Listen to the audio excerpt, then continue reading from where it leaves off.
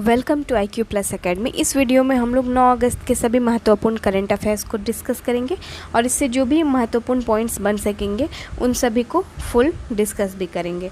तो चलिए देखते हैं। उससे पहले हम देख लेते हैं कि कल हमने क्या पढ़ा था। पहला प्रश्न है, हाल ही में भारत के मुख्य न्यायाधीश के रूप में जस्टिस यू ललित ने पदभार को ग्रहण किया है। इनका क्रम क्या है? 49वें क्रम के थे। प्रत्येक वर्ष राष्ट्रीय हथकरघा दिवस अगस्त में किस दिन मनाया जाता है? तो ये प्रतिवर्ष 7 अगस्त को मनाया जाता है। नेक्स्ट है, राष्ट्रमंडल खेल 2022 में भारत की महिला हॉकी टीम ने कांस्य पदक को जीता है और यह पदक किस देश की टीम को हराकर जीता है? तो न्यूजीलैंड की टीम को हराकर जीता है। किसने ऑयल इंडिया लिमिटेड के अध्यक्ष और प्रबंध निदेशक यानी CMD के रूप में पदभार को संभाला है? रंजीत राठ ने संभाला था। जनदीप धड़कन जो कि भारत के उपराष्ट्रपति चुने गए हैं, इनका क्रम क्या है? 14वें क्रम के हैं। हाल ही में भारत का पहला हिमालयन मसाला उद्यान कहाँ स्थापित किया गया है? तो यह उत्तराखंड में स्थापित किया गया है। कौन सा IIT डिजिटल लेन देन NPCI की मदद करेगा? तो डिजिटल लेन देन में IIT कानपुर में मदद करेगा। अमेरिकी सीनेट ने फिनलैंड और स्वीडन को डैश में शामिल होने की मंजूरी दी है। तो अमेरिकी सीनेट के द्वारा नेटो में शामिल होने के लिए दिया गया है इनको।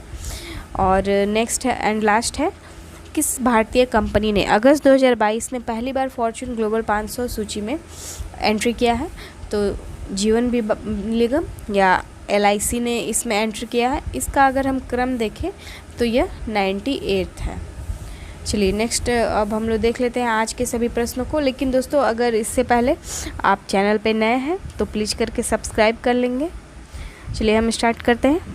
पहला प्रश्न है, डैश को मानवता की सेवा के क्षेत्र में उनके अपार योगदान के लिए लद्दाख के सर्वश्रेष्ठ जो नागरिक सम्मान है डिपाल आरेंजिम डस्टन पुरस्कार से सम्मानित किया गया है। तो दोस्तों, दलाई लामा, इनको इनके मानवता के क्षेत्र में जो भी कार्य किया गया है, जो भी महत्वपूर्ण कार्य किया गया है, उसके लिए इनको यह सम्मान दिया जा रहा है।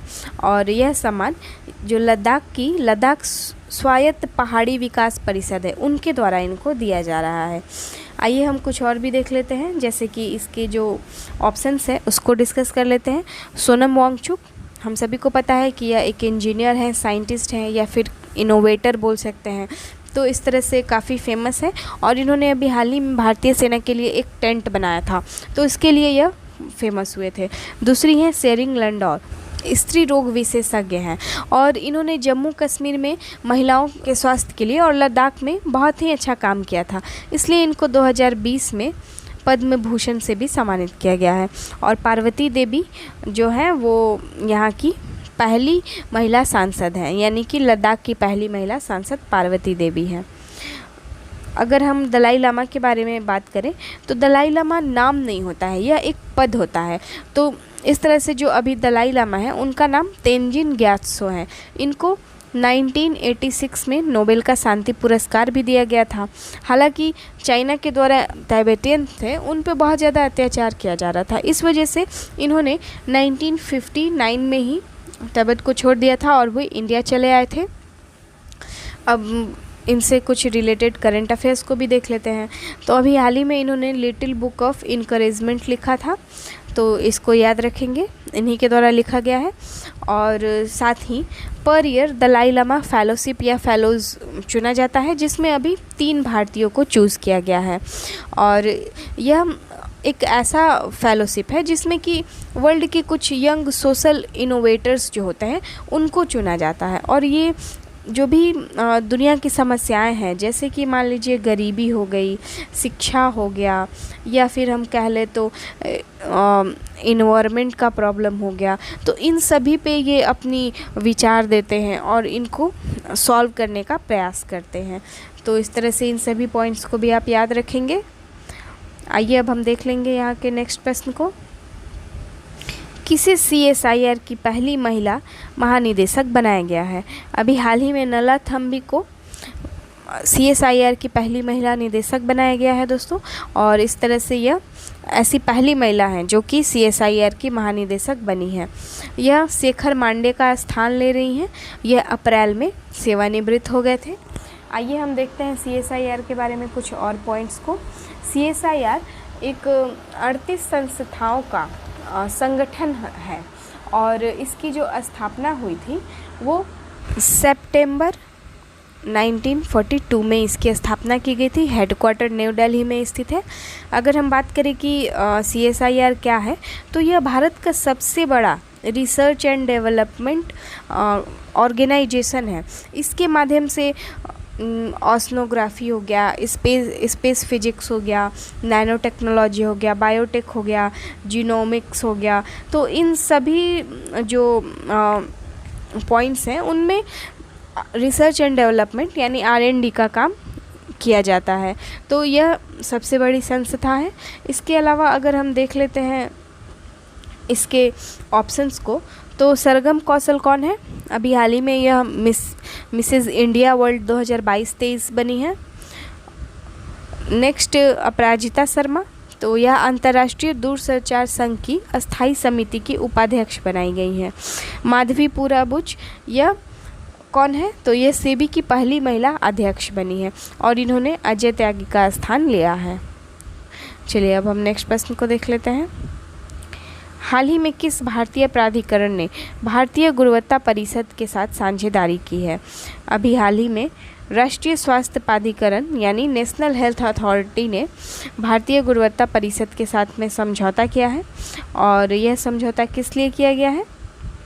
इसको 6 महीने के लिए किया गया है, जिसमें मेन रूप से स्वास्थ्य प्रबंधन सूचना प्रणाली, प्रयोगशाला सूचना प्रबंधन प्रणाली और जो भी इनसे रिलेटेड समाधान है उनकी मान्यता देने के लिए और उनको रेट करने के लिए यह समझौता किया गया है। NHI क्या है? दोस्तों NHI जो भारत सरकार की योजना है, हम देख लेते हैं यहाँ पे। भारत सरकार की जो आयुष्मान भारत प्रधानमंत्री जन आरोग्य योजना है, इसको एग्जीक्यूट करने के लिए, पूरे राष्ट्रीय लेवल पे इसको एग्जीक्यूट करने के लिए राष्ट्रीय स्वास्थ्य प्राधिकरण का निर्माण किया गया था। इसका निर्माण कब किया गया था? इसे 2018 में बनाया गया था। हालांकि 2019 से यह पूरी तरह से एक स्वतंत्र बॉडी की तरह काम कर रही है। इसका जो मेन जो अध्यक्षता करते हैं वो केंद्रीय स्वास्थ्य एवं परिवार कल्याण के मंत्री करते हैं इसकी अध्यक्षता, और इसमें एक गवर्निंग बोर्ड भी होती है जिसमें कि 11 सदस्य शामिल होते हैं।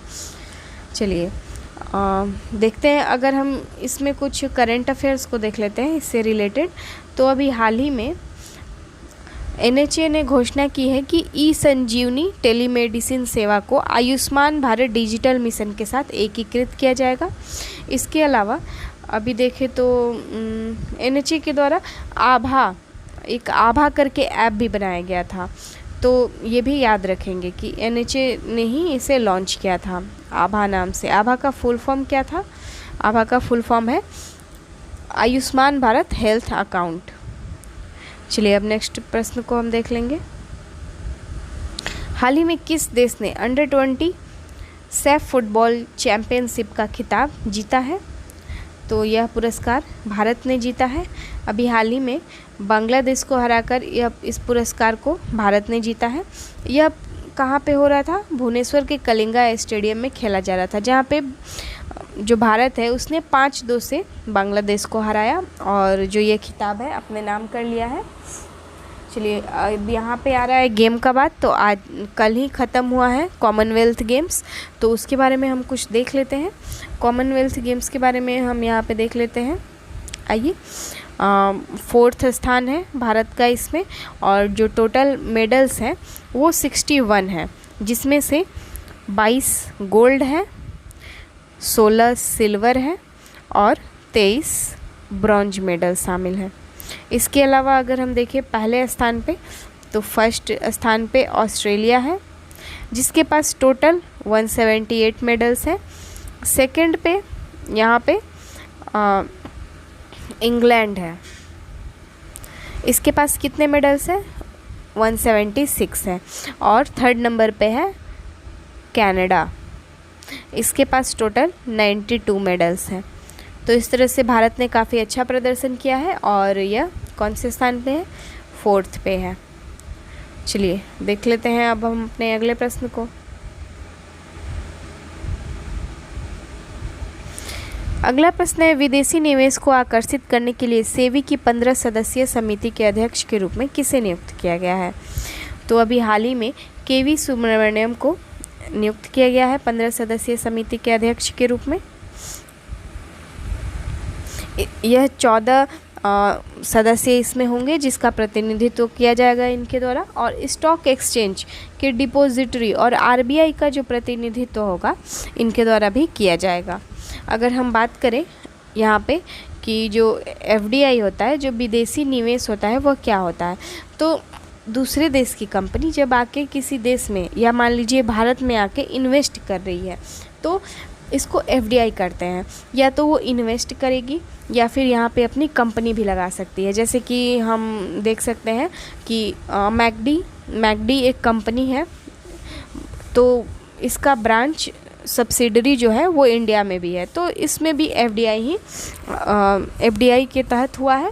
और यह एक तरह से लॉन्ग टर्म के लिए होता है, मतलब कि जब कोई भी कंपनी आएगी तो यहाँ पे इस्टेब्लिश करेगी और कुछ दिनों तक अच्छे से, कुछ दिनों क्या लॉन्ग टर्म के लिए रहेगी। और अपने साथ में एफडीआई जब आता है तो इसके साथ साथ रिसर्च एंड डेवलपमेंट भी आता है, मैनेजिंग स्किल्स भी आते हैं, मैनेजिंग स्किल्स हो गए, लेबर का जो स्किल्स होता है वो भी आता है, इसके अलावा टेक्नोलॉजीज़ भी आती हैं, तो इससे बहुत सारे फ़ायदे भी होते हैं। और दूसरी तरफ हम देख लेते हैं एफपीआई। तो जो एफपीआई होता है ना, उसमें क्या होता है कि कोई भी जो इन्वेस्टर्स होता है, जो रेस्ट ऑफ द वर्ल्ड के जो भी इन्वेस्टर्स होते हैं, वो अपने स्टॉक मार्केट में, यानी हमारे देश के स्टॉक मार्केट में जब कोई स्टॉक खरीदते हैं तो यह एफपीआई कहलाता है। और यह जो होता है वो सर्टेन टाइम के लिए फाइनेंशियल कैपिटल होता है, क्योंकि मान लीजिए जब जो भी इन्वेस्टर्स हैं जो शेयर खरीद रहे हैं, उनको अगर पता चलता है कि शेयर का दाम गिर रहा है तो वो अपना शेयर बेच भी सकते हैं। या फिर मान लीजिए ऐसा हो गया कि भारत पाकिस्तान में युद्ध हो रहा है या फिर ऐसे कोई भी ऑड सिचुएशंस आते हैं तो वो बेच के अपना जो भी फ़ायदा है वो कमा सकते हैं। तो इस तरह से यह एक शॉर्ट रन फाइनेंशियल कैपिटल होता है।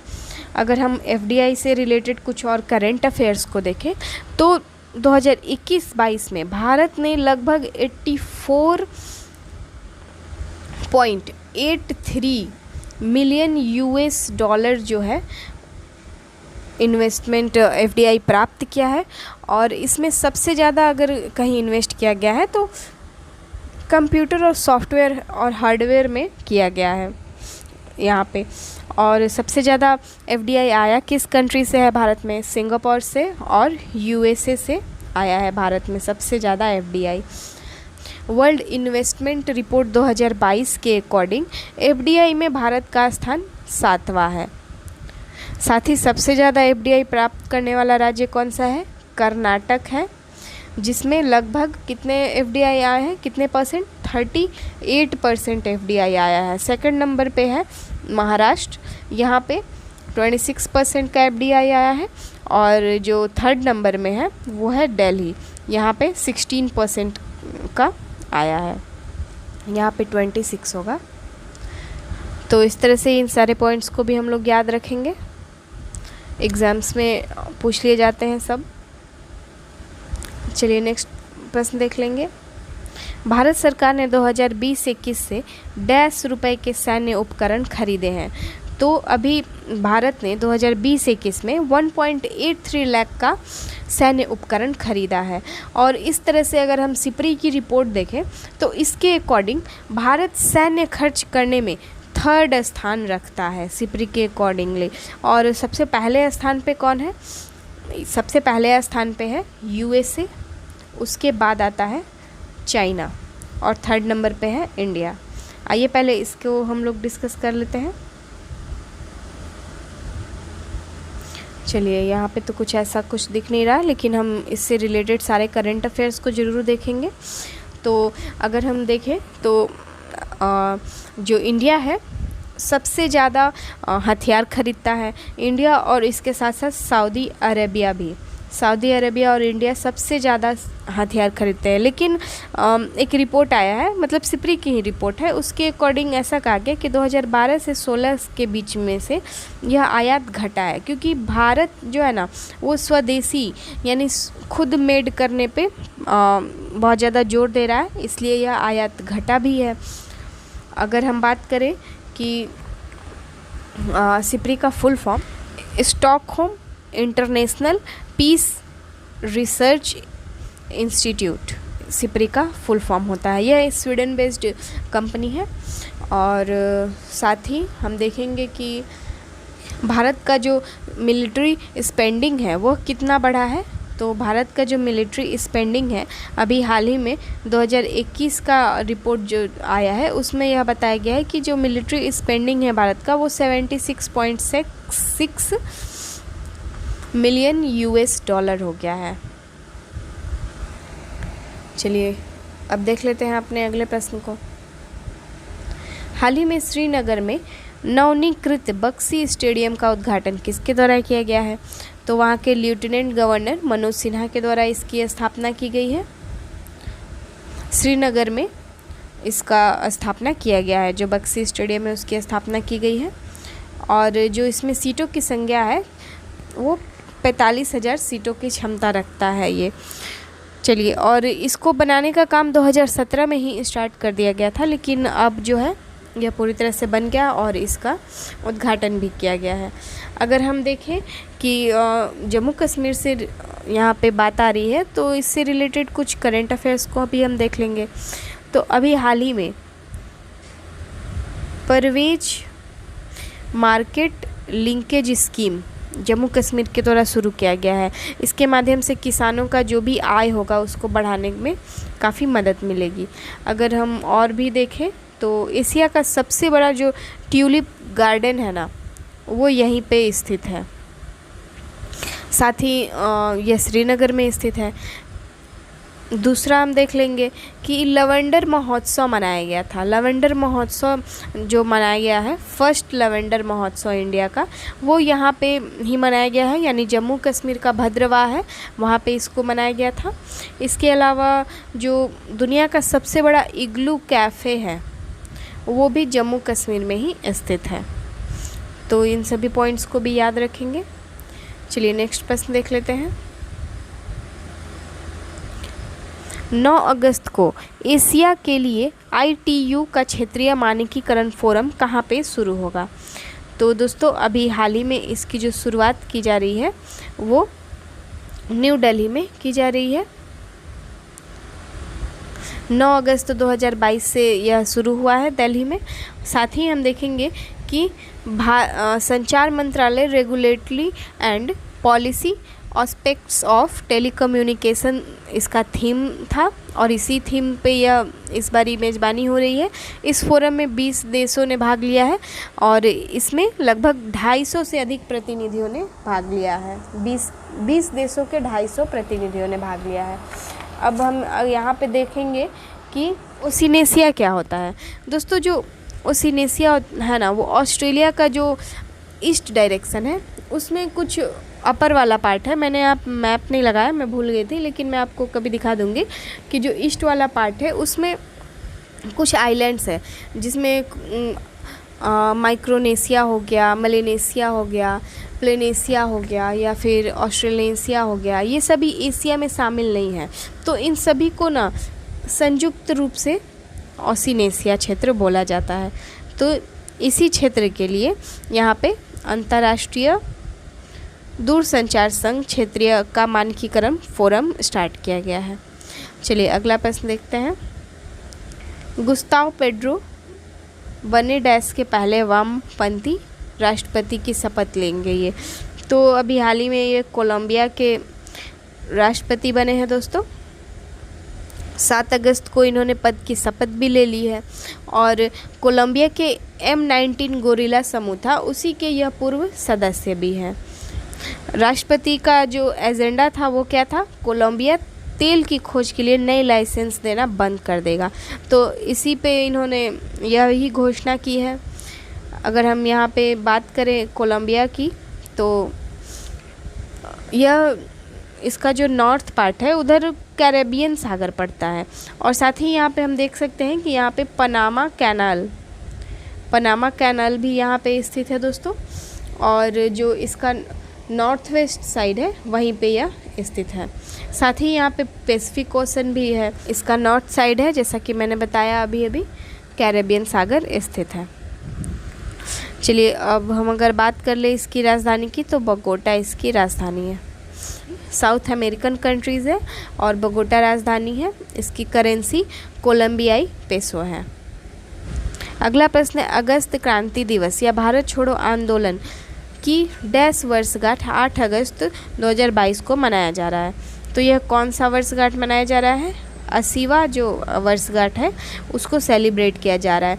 जैसा कि हम सभी को पता है कि क्विट इंडिया मूवमेंट जो है वो भारत का बहुत ही एक इम्पॉर्टेंट मोमेंट है, क्योंकि इसी मोमेंट के बाद जो ब्रिटिशर्स से उनका जो लास्ट टाइम था इसी के बाद से शुरू हो गया था।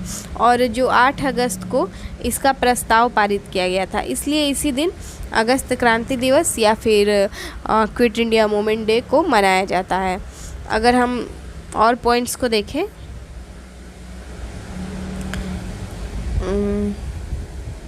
चलिए, जैसे ही अगस्त क्रांति या फिर क्विट इंडिया मूवमेंट का प्रस्ताव पारित किया गया, अंग्रेज़ों ने ऑपरेशन जीरो चलाया और उसके तहत जो भी मेन लीडर्स थे, जैसे महात्मा गांधी हो गए, जवाहरलाल नेहरू हो गए, इन सभी लोगों को कैद कर लिया और अलग अलग जगहों पे इनको रख दिया। तो इस तरह से कई बार एग्ज़ाम्स में क्वेश्चंस भी आते हैं कि कौन सा आंदोलन था जिसका नेतृत्व किसी ने नहीं किया, या फिर ऐसे भी पूछ लिया जाता है कि भारत छोड़ो आंदोलन का नेतृत्व किसने किया। तो यह ऐसा आंदोलन था जिसका नेतृत्व किसी ने नहीं किया था। जब सभी को अंग्रेज़ों ने कैद कर लिया, सभी मेन नेताओं को कैद कर लिया, तो जो जनता थी ना, उन्होंने ही इसका प्रतिनिधित्व किया था।